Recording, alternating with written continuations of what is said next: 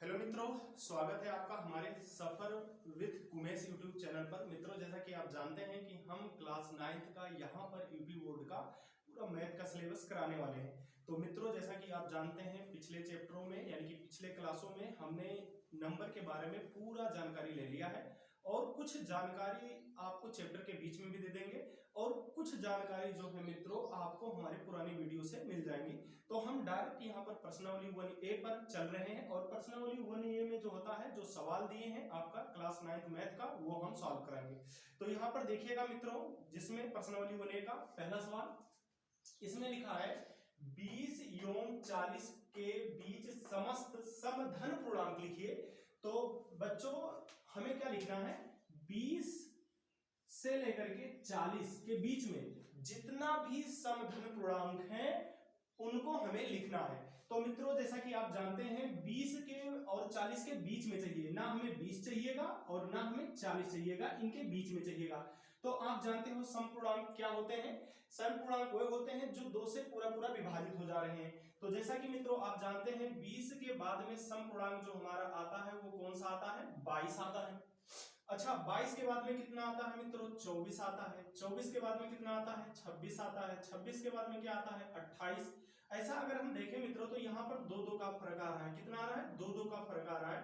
जब 2-2 का डिफरेंस आता है मित्रों तो यही हमारी समधन पूर्णांक जो है आगे बढ़ते चले जाएंगे। तो आपको अपने दिमाग में ये भी नहीं लगाना है रूल्स की क्या है दो से विभाजता का फॉलो कर रहा है या नहीं कर रहा है। तो आपको ये भी नहीं लगाना है और आपको क्या करना है, तुरंत 2-2 के डिफरेंस पर 40 से पहले तक लिख दीजिएगा। तो 28 2 हो जाएंगे, 30 2 हो जाएंगे, 32 2 हो जाएंगे, 34 2 हो जाएंगे, 36 2 हो जाएंगे, 38 2 हो जाएंगे, 40 और 40 तो आपको लिखने हैं नहीं।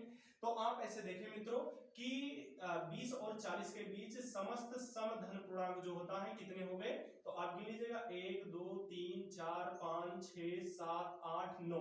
तो टोटल कितने हो गए, 9। यानी कि 20 और 40 के बीच समस्त धन पूर्णांक जो होता है टोटल जो है 9 आएंगे 20 और 40 के बीच में।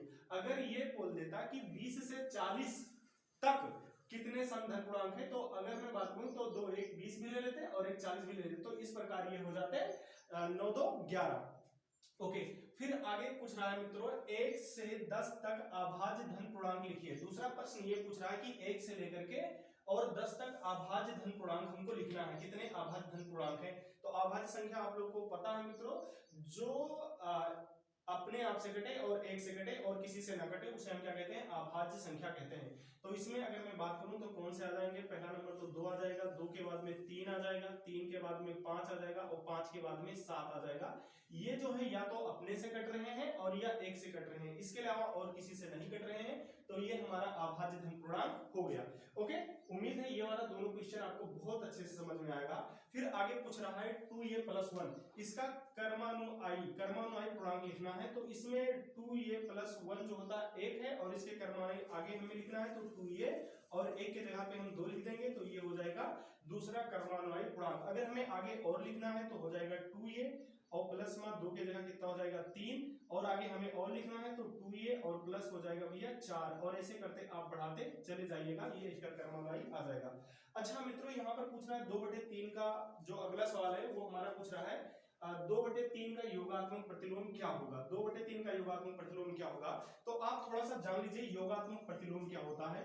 अगर कहीं योग है और इसका योगात्मक प्रतिलोम पूछ रहा है मित्रों तो ये ऋणात्मक हो जाएगा, यानी कि ऋण हो जाएगा, जिसे हम क्या कहते हैं, घटाव हो जाएगा।